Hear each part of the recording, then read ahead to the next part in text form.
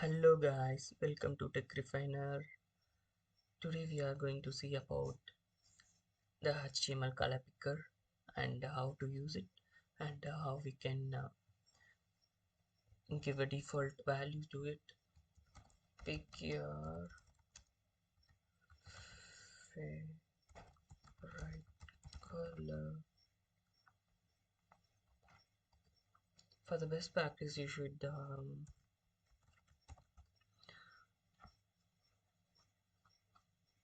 use labels for color picker so that it will be easier for a user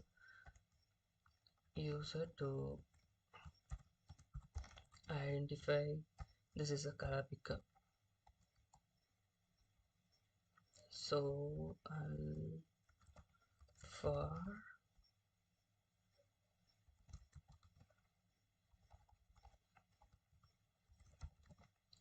for color picker input name equal to color picker. Okay, type equal to color. Okay, you can see this is the color picker. Right away you got color picker, and the default value for the picker is black, which is 0000,